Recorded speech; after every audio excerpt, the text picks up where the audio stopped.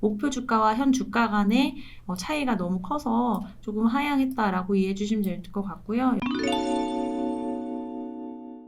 안녕하십니까. 유진투자증권에서 패션과 유통 담당하고 있는 이혜니 연구원입니다. 오늘은 패션 4분기 프리뷰 말씀드리겠습니다. 4분기 패션 실적은 브랜드가 OEM보다는 우세한 모습 보일 것 같고요. 브랜드와 OEM 관련한 이슈 각각 하나씩 말씀드리겠습니다. 브랜드 같은 경우에는 글로벌 패션 트렌드를 먼저 보시면 좋을 것 같습니다. 패스트 패션을 넘어서서 리얼타임 패션이 유행을 하고 있습니다. 그 중에 대표적인 기업을 이제 중국의 쉬인으로 보고 있는데요. 쉬인은 디자인, 생산, 유통까지 3주 이하로 소요되는 정말 리얼타임 패션 기업입니다. 온라인을 베이스로 갖고 있고 150여 개의 국가의 서비스를 제공 중이라고 합니다. 쉬인의 경쟁력은 이제 광저우 의류 도매 시장과 의류 공장을 통해서 낮은 비용으로 생산과 유통이 가능하기 때문에 굉장히 저렴한 가격을 가지고 있고요. 사실상 티셔츠부터 아우터까지 다 했을 때 ASP를 1에서 2만 원 정도로만 가져가도 된다라고 이해해 주시면 될 것 같습니다. 그리고 AI 예측 모델을 활용해서 최신 트렌드를 반영한 빠른 제품 생산 주기를 갖고 있습니다. 연간 31만여 개 의류를 생산한다고 하니까 하루에 800개 정도 의류를 만들어낸다라고 이해해 주시면 좋을 것 같습니다. 지금 23년 5월 기준으로 평가된 기업 가치는 660억 달러이고요. 미국에서 IPO 예정을 지금 하고 있었지만 중국 사이버공간관리국의 조사 영향으로 잠시 연기되었습니다. 하지만 쉬인은 이제 일본이나 미국 같이 침투율이 높은 국가 대비해서는 침투 가능성 낮다라고 판단을 하고 있습니다. 우선 한국은 굉장히 패션 트렌드에 민감하기 때문에 이미 이길 배송, 무료 배송, 중저가 가격, 좋은 퀄리티를 무장한 로컬 패션 앱들인 브랜디, 에이블리 같은 앱들이 있기 때문에 타국가만큼의 침투 가능성 낮다라고 판단을 하고 있습니다. 국내 패션 트렌드 같은 경우에는 SPA 브랜드들이 조용히 부활을 하고 있습니다. 우선은 고물가 영향으로 소비가 위축이 되었기 때문에 저렴한 의류에 대한 수요가 상승하고 있고요. 올드머니 트렌드가 유행을 하면서 로고가 없는 로고리스 현호 현상이 증가하고 있습니다. 이에 국내 로고플레이 브랜드 의류인 F&F와 필라홀딩스의 매출이 감소세로 가고 있다라는 말씀 드리고 있고요. 잘하는 SPA 브랜드 보게 되면요. 유니클로가 일본 불매 운동에서 벗어나면서 8월 결산입니다. 23년 8월까지 9,200억 매출을 내고 있고요. 탑10 같은 경우에 매출에 9천억 원, 스파워 같은 경우에는 매출에 5천억 원이 예상되고 있는 상황입니다. 그렇게 되었을 때 최근 유통 채널 의류 지출액은 백화점, 대형마트 모두 소폭 하락했습니다. 아까도 말씀드린 것처럼 전 채널이 고물가 영향을 맞이해서 소비가 위축된 영향으로 이해를 하고 있고요. 백화점 같은 경우에는 총 매출액이 전년 대비 0.3% 하락을 했고 대형마트 같은 경우에는 전년 대비 1.3% 하락을 했습니다.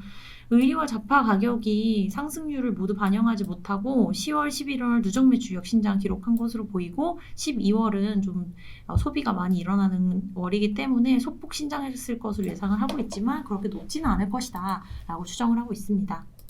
OEM 같은 경우에는 미국 도소매 판매액과 재고액을 꼭 보셔야 되는데요. 도매 재고액 수요는 안정적 추세에 돌입을 했습니다. 소매 의류 재고 수요와 도매 의류 재고 수요를 그려놨는데 재고 수요 같은 것은 소매 의류 판매액 증감률에서 소매 의류 재고 증감률을 뺀 수치입니다.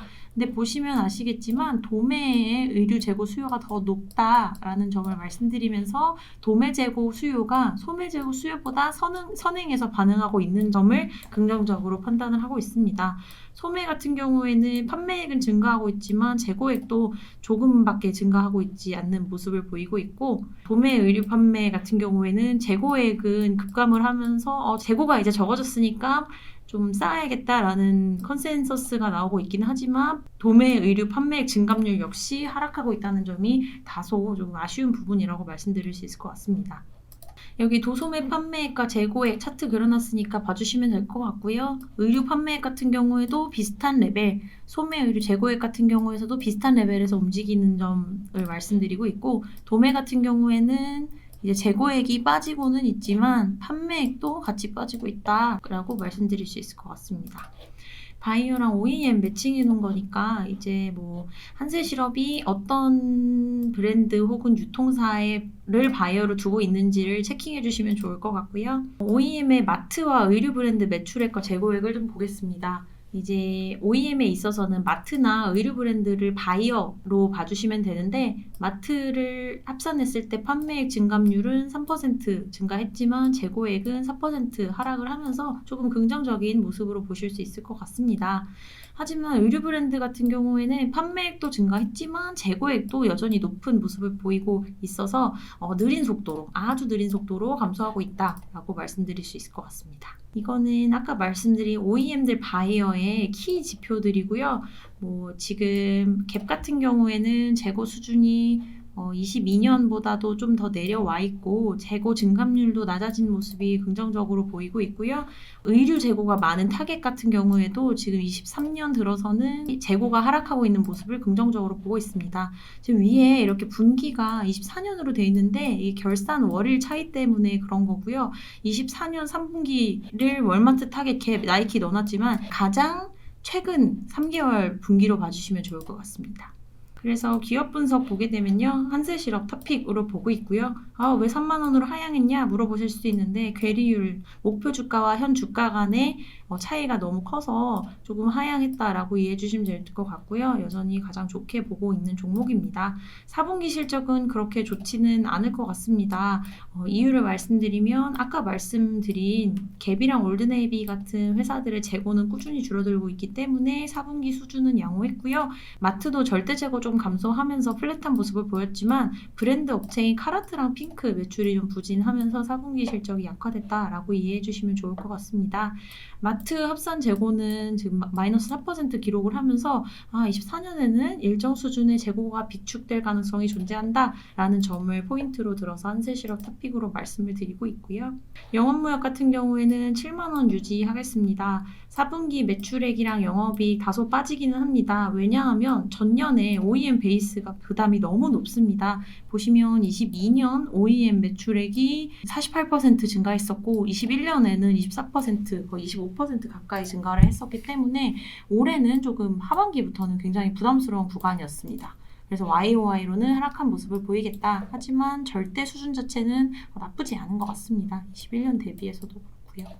그리고 스캇이라는 자전거 업체 같은 경우에는 이제 연결 실적으로 반영이 되고 있는데 자전거를 하는 회사예요. 근데 바이크가 코로나 기간 동안에는 특수를 누리면서 매출이 성장을 했다가 최근 바이크를 매분기 매월 사지는 않잖아요. 그러면서 판매 주기가 다소 느려지면서 실적이 22년 대비해서는 좀 꺾이는 모습 보일 것 같고 24년에도 그런 비슷한 추세가 좀 유지될 것 같습니다. 그래서 영업무역은 다소 좀 보수적으로 보시면 될 것 같은데 24년은 또 23년 베이스가 낮아졌으니까 조금은 턴어라운드를 기대해 볼 만한 시점이 24년 하반기 정도에는 돌아올 것 같다라고 말씀드리고 있습니다. 화승엔터프라이즈 11,000원으로 역시 괴리율 낮추면서 하향을 했는데 화승엔터프라이즈도 조금은 주목해 보셔야 될 포인트가 있는 회사인 것 같습니다. 우선은 이제 화승엔터프라이즈의 원바이어가 아디다스인데 아디다스의 수주가 4분기부터 시작되면서 영업이익도 흑자 전환할 수 있을 것 같습니다. 3분기까지 영업이익이 이제 손실이 났었는데 4분기부터는 조금 흑자 전환할 수 있다는 점을 긍정적으로 보면서 24년에도 연간 흑자 수준 유지할 수 있을 것으로 보입니다. 좀 관망해 보셔야 될 거는 아디다스의 신규 수주가 좀 지속이 되는지 그리고 아디다스의 물건을 화승이 수주해서 수익성이 좀 좋은지를 관찰하는 게 중요할 것 같고요. 또 아디다스의 브랜드력이 좀 되돌아왔는지까지도 확인을 하고 좀 매수 접근하시는 걸 추천드리고 있습니다.